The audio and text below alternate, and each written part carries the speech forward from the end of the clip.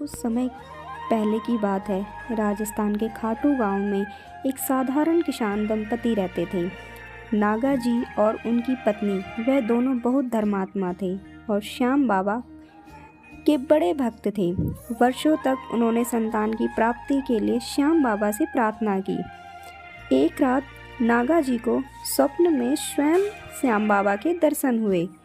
बाबा ने कहा, तेरे घर एक पुत्र जन्म लेगा, लेकिन वह मेरा अंश होगा।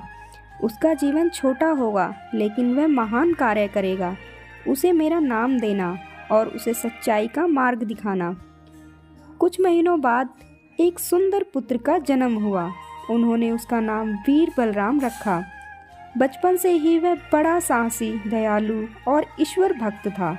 गांव में जब भी किसी को मदद की आवश्यकता होती, बलराम बिना देर किए सहायता करता। एक दिन गांव पर डाकुओं ने हमला कर दिया। गांव के लोग भयभीत हो गए। तब केवल 12 वर्षीय बलराम ने अपने छोटे से समूह के साथ डाकुओं का सामना किया।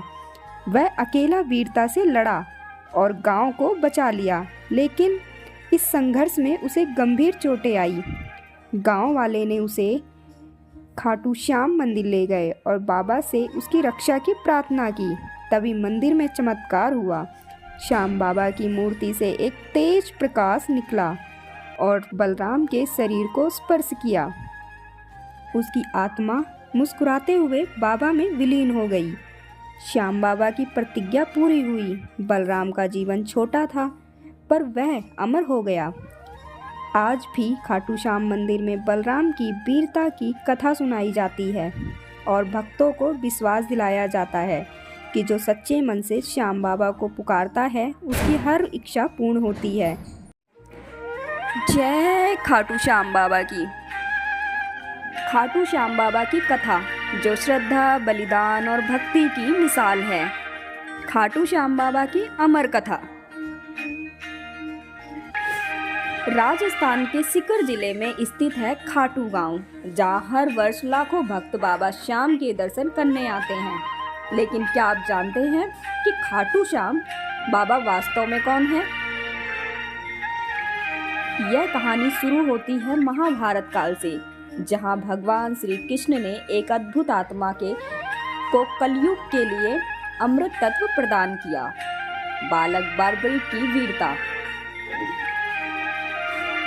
भीम के पुत्र घटोत्कच और नाग कन्या मोरवी के घर एक तेजस्वी बालक ने जन्म लिया, जिसका नाम रखा गया बर्बरिक। बचपन से ही वह पराक्रमी, तेजस्वी और धर्मनिष्ठ था। बर्बरिक ने भगवान शिव की कठिन तपस्या की और उनसे 3 अविनाशी बाणों का वरदान प्राप्त किया, जो 3 बाणों से पूरी दुनिया को जीतने की शक्ति रखते थे। साथ ही उसे श्री विष्णु ने एक विशेष धनुष प्रदान किया। महाभारत युद्ध की पूर्व वेला।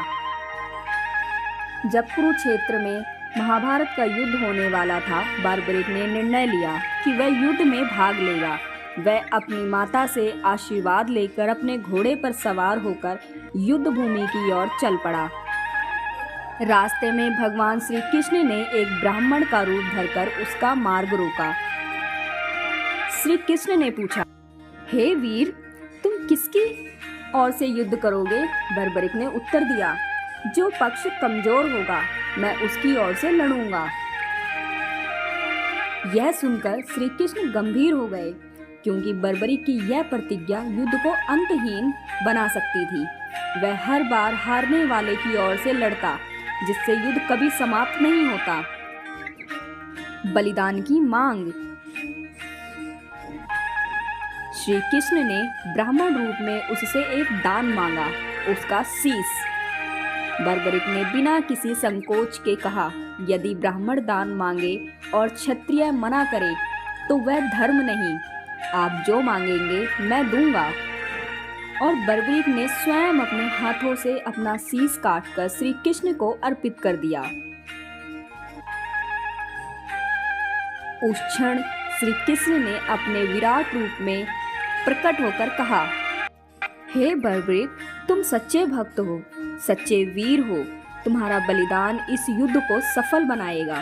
कलयुग में तुम श्याम नाम से पूजे जाओगे। तुम्हारी भक्ति से जो भी तुम्हें सच्चे मन से पुकारेगा उसकी मनोकामना पूरी होगी। खाटू में अवतरण। महाभारत युद्ध के बाद श्री कृष्ण ने बारबरिक का शीश एक पहाड़ी पर स्थापित कर दिया, जहां मैं पूरे 18 दिन तक महाभारत का युद्ध देखता रहा। कलयुग आने पर वह शीश राजस्थान के खाटू गांव में जमीन के नीचे दबा हुआ पाया गया। एक दिन खाटू गांव के राजा को स्वप्न आया, जिसमें श्याम बाबा ने कहा, मेरा शीश तुम्हारे महल के पास दबा है, मुझे सम्मान दो और एक मंदिर बनवाओ। राजा ने वैसा ही किया। जब मिट्टी खोदी गई तो वहां से एक दिव्य शीश मिला, जिसे जैसे ही उसे जल से स्नान कराया गया वहां चमत्कारिक प्रकाश फैल गया। इस स्थान पर एक भव्य मंदिर का निर्माण हुआ, जो आज खाटू श्याम मंदिर के नाम से जाना जाता है। श्याम बाबा का वरदान। खाटू श्याम बाबा आज भी अपने भक्तों की पुकार सुनते हैं। उन्हें हारे का सहारा, काले के बाल वाला, लीलन वाला और श्याम सरकार के नाम से जाना जाता है। जो सच्चे मन से एक बार जय श्री श्याम पुकारता है, उसकी झोली बाबा कृपा से भर देते हैं। बाबा जात पात नहीं देखते, केवल श्रद्धा और भक्ति को स्वीकार करते हैं। उपसंहार। यह कथा केवल एक वीर योद्धा की नहीं, बल्कि त्याग, भक्ति और ईश्वर में विश्वास की है। जब भी जीवन में संकट आए तो श्याम बाबा को याद करो और कहो, जो श्याम को जाने उसका बेड़ा पार है, जो श्याम से मुड़ जाए उसकी नहीं कोई सरकार है। जय श्री श्याम। खाटू नरेश की सदा जय हो। श्याम बाबा का सच्चा भक्त। बहुत समय पहले की बात है। एक छोटे से गांव में रघुनाथ नाम का एक गरीब किसान रहता था। उसकी फसलें अक्सर सूख जाती, मवेशी बीमार पड़ जाते और कर्ज के कारण वह बेहद परेशान रहने लगा। लेकिन एक बात थी, रघुनाथ श्याम बाबा का बहुत बड़ा भक्त था। वह रोज सुबह उठकर बाबा का भजन गाता, मंदिर जाकर दीप जलाता और कहता, बाबा तू चाहे जो कर, बस मेरा विश्वास मत तोड़ना। एक साल गांव में भीषण सूखा पड़ा। लोग गांव छोड़ने लगे। रघुनाथ के पास ना खाने को था, ना बीज बोने को। तब उसकी पत्नी ने कहा, अब बाबा को पूजने का क्या फायदा, हमें कुछ नहीं मिला। रघुनाथ मुस्कुराया और बोला, बाबा मेरी परीक्षा ले रहे हैं। जब सब छोड़ जाएं, तब भी जो साथ खड़ा रहे वही सच्चा भक्त होता है। एक रात श्याम बाबा ने रघुनाथ को स्वप्न में दर्शन दिए। बाबा बोले, रघुनाथ कल सुबह मंदिर के पीछे की जमीन खोदना, तेरा संकट दूर होगा। अगली सुबह रघुनाथ ने वैसा ही किया। कुछ ही गहराई पर उसे एक मिट्टी का घड़ा मिला, जिसमें सोने की मुद्राएं भरी थी। साथ में एक पर्ची भी थी, तेरे विश्वास ने मुझे जीत लिया, यह तेरे धैर्य का पुरस्कार है, श्याम बाबा। उस दिन के बाद रघुनाथ का जीवन बदल गया, लेकिन उसने कभी भी अभिमान नहीं किया। वह रोज मंदिर जाता और गरीबों की मदद करता।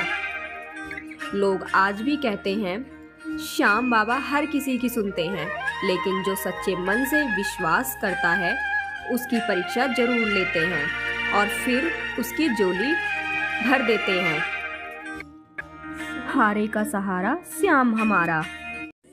जय श्री कृष्ण। कृष्ण और कालिया नाग। एक समय की बात है, वृंदावन में यमुना नदी के किनारे बसे लोग बहुत परेशान थे।